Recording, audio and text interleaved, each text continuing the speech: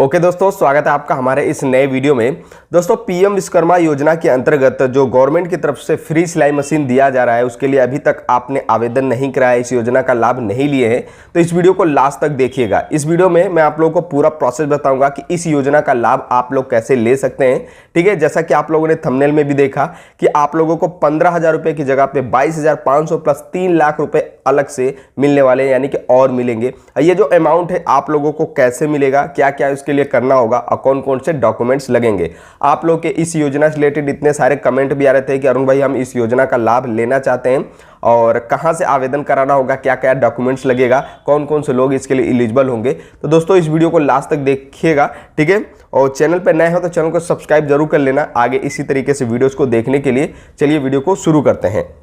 तो सबसे पहले गाइस मैं आप लोगों को बता दूं कि इस योजना का लाभ लेने के लिए, सिलाई मशीन लेने के लिए, फ्री सिलाई मशीन लेने के लिए आप लोगों को गवर्नमेंट की तरफ से कोई अलग से पोर्टल नहीं लॉन्च किया गया है। ये पीएम विश्वकर्मा योजना के अंतर्गत ही आता है। ठीक है, पीएम विश्वकर्मा योजना के अंतर्गत अभी प्रेजेंट टाइम में 18 प्रकार की ट्रेडें चलाई जा रही हैं, जैसा कि आप लोग देख सकते हो। जैसे कि सोनार हो गया, लोहार हो गया, राजगीर मिस्त्री हो गया, मछुआरे टाइप जो पेंटर का काम करते हैं, बढ़ई का काम करते हैं, ठीक है, कुम्हार का काम करते हैं, इस टाइप की जो योजना है 18 प्रकार की योजना है इसके अंतर्गत। ठीक है, अगर इसके अंतर्गत आप लोग आते हो तो डेफिनेटली इस योजना का आप लोग लाभ ले सकते हो। ठीक है, अपने व्यापार को और आगे बढ़ा सकते हो और 15,000 रुपए की जगह पे आपको 22,500 प्लस 3 लाख और मिलेगा अपने व्यापार को आगे बढ़ाने के लिए। ठीक है, तो सबसे पहले हम लोग बात करते हैं कि जो है फ्री सिलाई मशीन लेने के लिए अगर आप लेना चाहते हो तो इस योजना का अलग से कोई पोर्टल नहीं निकाला गया, ये पीएम विश्वकर्मा योजना के अंतर्गत ही आता है। तो इस योजना का लाभ लेने के लिए जितने भी 18 प्रकार की योजना मैंने आप लोगों को दिखाई है, ठीक है, यहाँ पे जो चल रहा है सभी मतलब योजना का लाभ लेने के लिए आपको डॉक्यूमेंट्स क्या क्या चाहिए, जैसे कि आप लोग देख सकते हो। आप लोगों के पास एक आधार कार्ड होना चाहिए, ठीक है, एक मोबाइल नंबर होना चाहिए। अब मोबाइल नंबर गाइस आपके आधार कार्ड से लिंक होना चाहिए। जब तक आपका मोबाइल नंबर आपके आधार कार्ड से लिंक नहीं होगा तब तक आप इस योजना का लाभ नहीं ले पाओगे।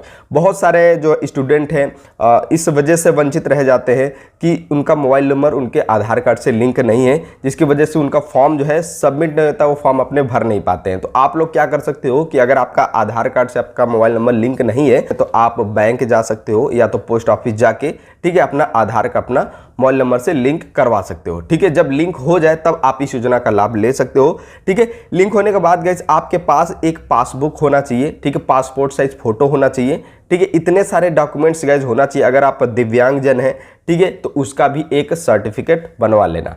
ठीक है, इतना जो है बेसिक आपके पास जो है डॉक्यूमेंट्स होना चाहिए।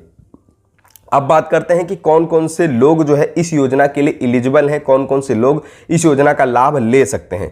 तो सबसे पहले आप लोगों को क्या करना होगा कि pmvishkarma.gov.in पे जो गवर्नमेंट की साइट है इस पे आप लोगों को चले जाना होगा। तो जैसे ही आप आएंगे, ठीक है, तो आप लोगों के सामने कुछ इस प्रकार का इंटरफेस खुलेगा, जैसा कि आप लोग देख सकते हो। ठीक है, अभी हम लोग बात करेंगे कि गाइस आप लोगों को 15,000 रुपए की जगह पे आप लोगों को 22,500 और प्लस 3 लाख कैसे मिलने वाला है। बस इस वीडियो को आप लोग लास्ट तक देखते रहना। तो जैसे ही आप गाइस इस पेज पे आएंगे तो आप लोगों के सामने यहाँ पे पीएम विश्वकर्मा के बारे में, यहाँ पे ये योजना का मेन उद्देश्य है यहाँ पे लिखा गया है। ठीक है, यहाँ पे देखिए, यहाँ पे पीएम विश्वकर्मा की यहाँ पे बहुत सारे जो फॉर्म, कितने लोग आवेदन कर चुके, कितने स्टेप में आपका फॉर्म जो है वेरीफाई होता है, इस पर तो हम लोग बाद में आएंगे। सबसे पहले तो मैं आप लोगों को दिखा दूं कि इस योजना का लाभ कौन कौन लोग ले सकते हैं। तो यहाँ पे 3 लाइनें बनी है, इस पर हम क्लिक करेंगे। ठीक है, योजना के बारे में यहाँ पे घर योजना के आप देखिए कितने सारे ऑप्शन खुल के आ रहे हैं। ठीक है, तो योजना के बारे में अगर हम जाते हैं तो यहाँ पे योजना का मापदंड दिया है। ठीक है, एक सेकेंड, योजना का मापदंड यहाँ पे दिया हुआ, इस पे हम लोग क्लिक करेंगे।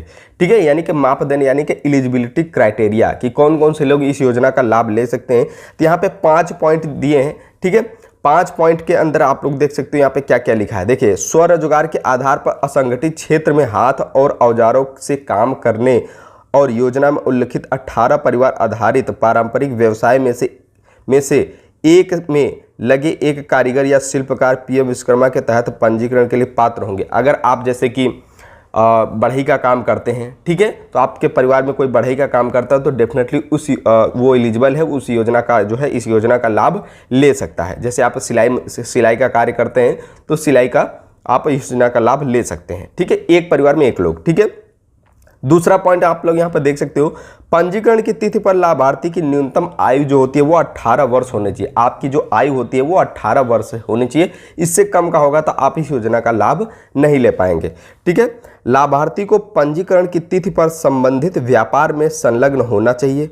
मतलब लाभार्थी को पंजीकरण की तिथि पर संबंधित व्यापार, मतलब आप उस व्यापार में जैसे व्यापार कर रहे हैं तभी आप इस योजना का लाभ ले पाएंगे। बहुत सारे स्टूडेंट ऐसे हैं जो कुछ नहीं जिनको आता है वो भी लोग ऑनलाइन कराने चले जाते हैं, लेकिन उनका कॉल नहीं आता है, उनका नगरपालिका या ग्राम पंचायत लेवल से उनका वेरीफाई नहीं होता, तभी उनका प्रोसेस आगे नहीं बढ़ता। आपका छोटा मोटा व्यापार होना चाहिए, जो भी ट्रेड से आप फॉर्म भर रहे हैं, जैसे कि सिलाई से भर रहे हैं तो आपका छोटा मोटा दुकान होना चाहिए।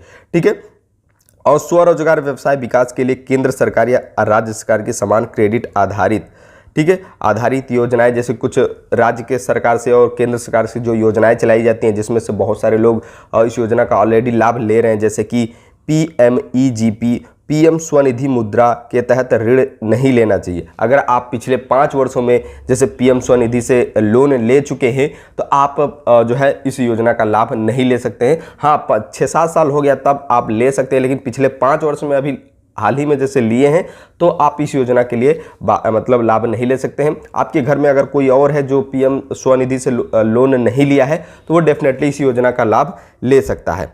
ठीक है, एक सेकंड कहाँ चला गया।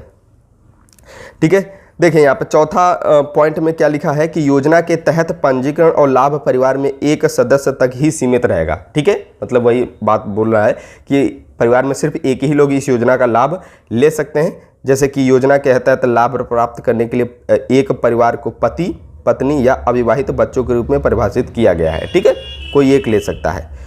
अब यहाँ पे देखिए, यहाँ पे 5वां पॉइंट में क्या लिखा है कि सरकारी सेवा में कार्यरत व्यक्ति व उनके परिवार के सदस्य इस योजना के तहत प्राप्त नहीं होंगे। अगर आप सरकारी गवर्नमेंट में काम करते हैं, ठीक है, तो आप इस योजना का लाभ नहीं ले पाएंगे। ठीक है, तो ये तो हो गया गाइज एलिजिबिलिटी क्राइटेरिया।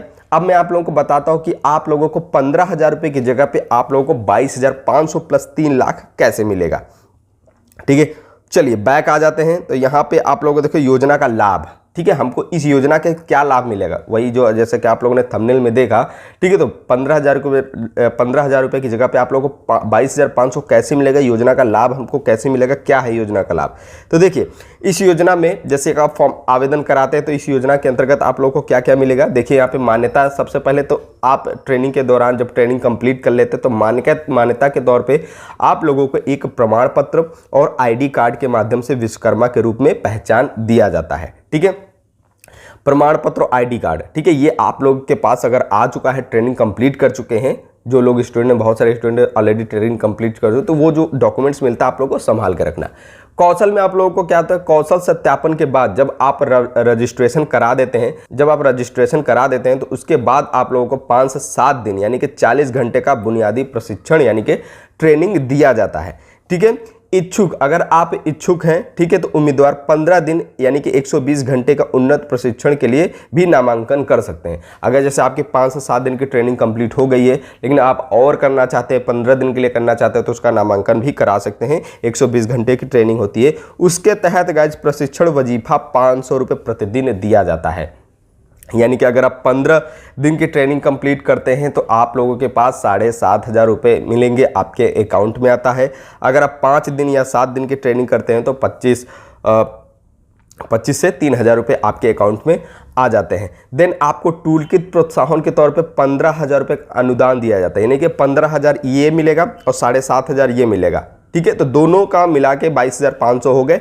ठीक है, ये तो आप लोगों के डायरेक्ट अकाउंट में 15,000 रुपये का जो टूल किट होता है वो ई वाउचर के रूप में आएगा और जो वजीफा के तौर पे आता है वो आपके डायरेक्ट अकाउंट में आता है। ठीक है, ये तो हो गया आप लोगों का पहला।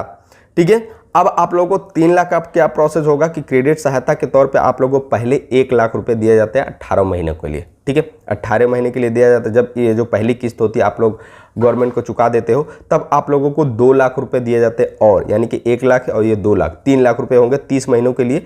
ठीक है, और इस पर सिर्फ आप लोगों से 5% के ब्याज जो है लिया जाता है। बाकी 8% ब्याज की जो छूट सीमा है वो MSME द्वारा भुगतान की जाएगी, वो MSME के थ्रू जो आता है वो भुगतान की जाएगी। क्रेडिट गारंटी शुल्क जो है भारत सरकार द्वारा वहन किया गया, इस पर भी किसी भी प्रकार का आप लोगों को गारंटी नहीं देना होगा कि हम लोन ले रहे हैं तो हमको गारंटी देना होगा। ठीक है, ऐसा कुछ नहीं है, बिना गारंटी का लोन है, आप लोग ले सकते हो। ठीक है, तो आप लोगों को 22,500 प्लस 3 लाख का जो है ये अमाउंट आप लोगों को दिया जा रहा है। इस योजना का मेन उद्देश्य यही है, आप इस योजना से लाभ ले सकते हैं। ठीक है, आवेदन करने की प्रक्रिया है जो, अगर आप इस फॉर्म को भरना चाहते हैं, ठीक है, फॉर्म को कैसे क्या भरा जाएगा, तो इसके लिए गाइस मैंने ऑलरेडी वीडियो बना चुका हूं, आप लोग जाके डिस्क्रिप्शन में देख सकते हो कि फॉर्म को कैसे भरा जाता है। ठीक है, अगर आप खुद से फॉर्म को भरना चाहते हो तो डेफिनेटली आप इस जो है लिंक में जो है डिस्क्रिप्शन में लिंक पड़ा है, आप वीडियो जाके देख सकते हो। ठीक है, तो फिलहाल आप लोग अच्छे से समझ गए होंगे कि इस योजना का क्या क्या उद्देश्य है। ठीक है, कौन कौन से लोग एलिजिबल हैं, हमको इस योजना से क्या क्या लाभ मिलने वाला है। ठीक है, बाकी आप लोगों को ये वीडियो कैसा लगा कमेंट करके जरूर बताना, और इस योजना से रिलेटेड कुछ भी डाउट है, कुछ पूछना है तो आप लोग कमेंट जरूर करना। तो आज की इस वीडियो को इतने रखते हैं, मिलते हैं नेक्स्ट वीडियो में गाइस, तब तक के लिए ध्यान रखिए अपना। जय हिंद, जय भारत।